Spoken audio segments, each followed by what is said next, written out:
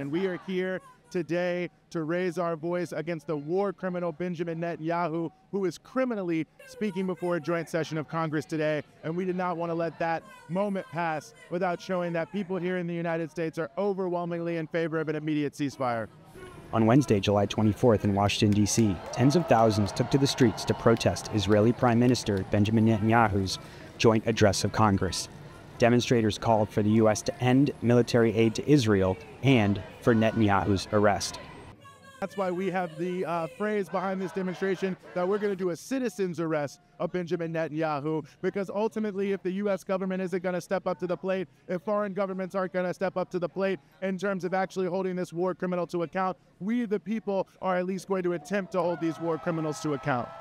The International Criminal Court is seeking an arrest warrant for Netanyahu over Israel's conduct of the war.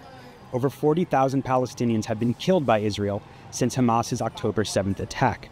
Israel has been charged with genocide by the International Court of Justice, and this week the court affirmed Israel's occupation of Palestine is illegal. When the International Criminal Courts find that genocide is possibly happening, to be proven to be happening, when we are supporting a government that does not give full rights to certain citizens, we have to speak out. For too long, this issue's been going on.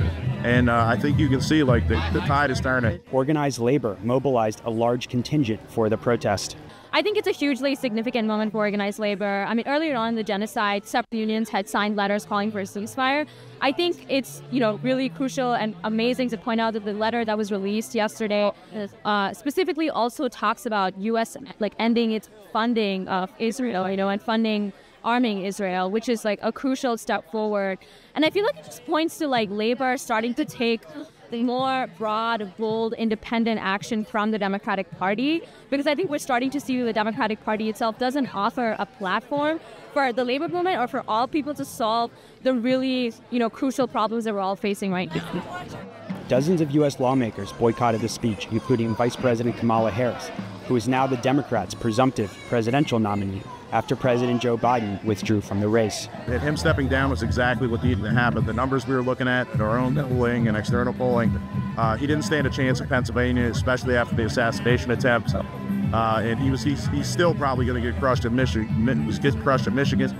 Our hope is that Kamala will take a softer approach to the situation and finally put strings on the weapon systems we're giving, because we have the levers to I'm not saying we could stop the conflict tomorrow, but we could certainly put pressure on the Israeli government to take a different path.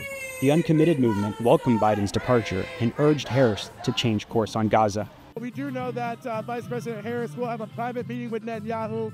The Israeli press is already briefing from U.S. sources that she will reaffirm the U.S. support for the state of Israel. Historically, throughout her career, she's been a very strong supporter of Israel, of AIPAC, of the overall Zionist project. But given the electoral circumstances, given the power of this movement, I think we can at least hope that perhaps some space will open and we will see some shift.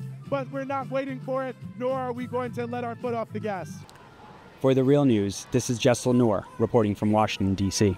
If we don't, extradite this war criminal or alleged war criminal to the War Crimes Tribunal, then what was the point of international law?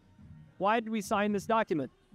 So I'm, reminding our elected officials that we're part of the United Nations, aren't we?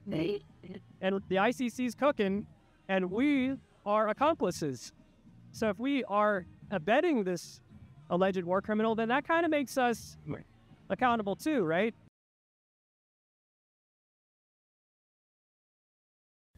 Thank you so much for watching The Real News Network, where we lift up the voices, stories, and struggles that you care about most.